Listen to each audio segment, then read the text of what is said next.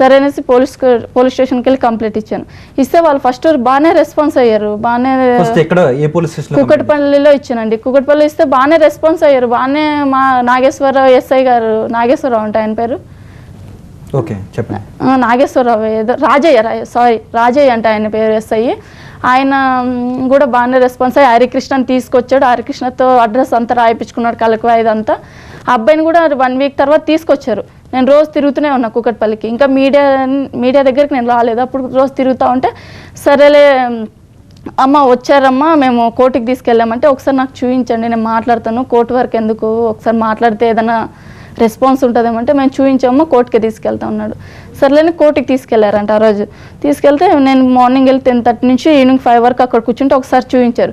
చూస్తే ఈవినింగ్ నేను జ్యోతి అనే ఆమె పోలీస్ స్టేషన్లోకి వెళ్ళి అతనితో మాట్లాడాను. వెంకటేష్, నువ్వు నన్ను పెళ్లి చేసుకుంటానని అన్నావు కదా, ఇప్పుడు ఏమైంది, నువ్వు పెళ్లి చేసుకుంటాననే కదా మాట ఇచ్చింది, ఇప్పుడు ఇవంతా అల్లర్లు ఎందుకు, నువ్వు కూడా గొడవలకి పోవడం ఎందుకు, ఇప్పుడు ఇక్కడితో అయితే ఆగదు, చాలా దూరం వెళ్తుంది ఇది అని నేనంటే, నువ్వు సరే ఒక పని చెయ్యి, మా ఊరికి వెళ్ళి, అంటే మేము పక్కన మాట్లాడుకున్నాం, మా ఊరికి వెళ్ళి ఇలా నీ పేరు సొంత పేరు ఏం చెప్పొద్దు, ఇలా చెయ్యి, అక్కడ మా వాళ్ళు కూడా ఒప్పుకోరు, కట్నం కోసం ఆశపడతారు కదా, చిన్నగున్నప్పటి నుంచి పెంచిన వాళ్ళు, నువ్వు అలా చేసినావు అనుకో, నేను 2 డేస్లో వచ్చి నేను పెళ్లి చేసుకుంటాను, ఏదో ఒకటి రెస్పాన్స్ అవుతారు, మా కొడుకు మీద ఇలా వస్తుంది అనేసి అన్నాడు. సరే అనేసి అక్కడికి వెళ్ళానండి. వెళ్ళి ఫస్ట్ వాళ్ళని అడిగితే వాళ్ళు ఏం పట్టించుకోలేదు అసలు, వాళ్ళ బంధువులు కానీ కలికివాయి సింగరాయకొండ ఒంగోలు అక్కడికి వెళ్ళానండి. వెళ్తే అక్కడ వాళ్ళు పట్టించుకోలేదు అసలు. పట్టించుకోలేకపోతే నేను వెళ్ళి మీడియా సాక్షి వాళ్ళని TV9 వాళ్ళని తీసుకొని వెళ్ళాను. వెళ్తే పేరు అంతా అడిగాడు. అబ్బాయి ఏ చెప్పొద్దు అన్నాడు, ఇలా పెళ్ళైన సంగతి ఏ చెప్పొద్దు, అది గతంలో జరిగిపోయింది, అది నీ చిన్న వయసులో మేజర్ కాదు కదా, అప్పుడు జరిగిపోయింది, అది చెప్పొద్దు అన్నాడు. సో చెప్పకపోయినా అది ఎంక్వైరీలో ఖచ్చితంగా తెలుస్తుంది. సర్లే అనేసి నేను పోయి ఇట్లా నా పేరు నందు, ఇట్లా నందినండి, ఇక్కడ ఉండేవాళ్ళం, కుకట్పల్లిలో ఉండేవాళ్ళము, అది ఇదని చెప్పేశాను. చెప్తే సరైన రెస్పాన్స్. ఆ రోజు నైటే ఫోన్ చేశాడు అబ్బాయి. కూర్చున్న రోజు మార్నింగ్ 10 కూర్చున్నాను, నైట్ 10:30కో 9:30కో ఫోన్ చేసి నేను మా ఇంట్లో వాళ్ళు ఒప్పుకున్నారులే, పెళ్లి చేసుకోమన్నారు, నువ్వు వచ్చేసేయని చెప్పాడు. సర్లేనేసి నేను వాళ్ళ బంధువులు ఆయనే సింగరాయకొండలోన బైక్ మీద దించేశాడు. నేను బస్సులో వెళ్ళి అక్కడ మహిళా మండలి వాళ్ళు ఉన్నారు ఒంగోలులో, అరుణ మేడం దగ్గర వాళ్ళ మహిళా మండలి ఏదో హోమ్ ఉంది, అక్కడ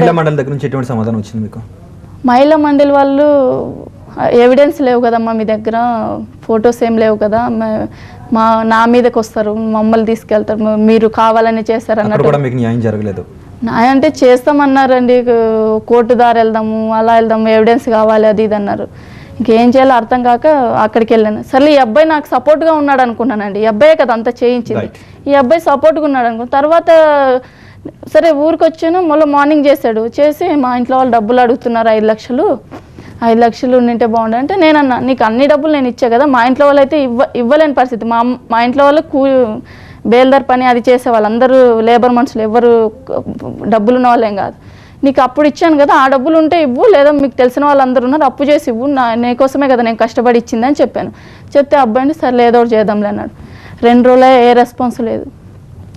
అక్కడేమో ఫుల్ తుఫాన్ కలికివాయిలో, పట్టించుకునే వాళ్ళు ఎవ్వరు లేరు అసలు, నరకం. అక్కడైతే కూర్చొని ఇంకా లేడీస్ ప్రాబ్లం వచ్చింది ఆ రోజు నైట్.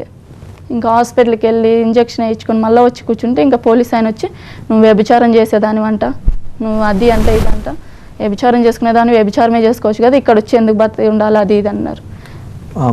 మీరు మళ్ళీ పోలీస్ స్టేషన్కి వెళ్ళి కంప్లైంట్? లేదు, ఆయనే వచ్చారండి అక్కడికి. నేను కూర్చున్న దగ్గరికి 4 days అక్కడ కూర్చున్నా కదా, నిరాదీక్ష చేసి అక్కడ కూర్చున్నా కదా, వాళ్ళు వచ్చి అక్కడ వచ్చి ఇలా నువ్వు వ్యభిచారం చేసేదాని అంటే కదమ్మా అది ఇదని అన్నారు. అంటే నేనన్నా అయితే వాళ్ళ దగ్గర అయితే నిజంగా చెప్పాలంటే ఏ ఎవిడెన్స్ లేవండి నేను వ్యభిచారం చేసినట్టుగా.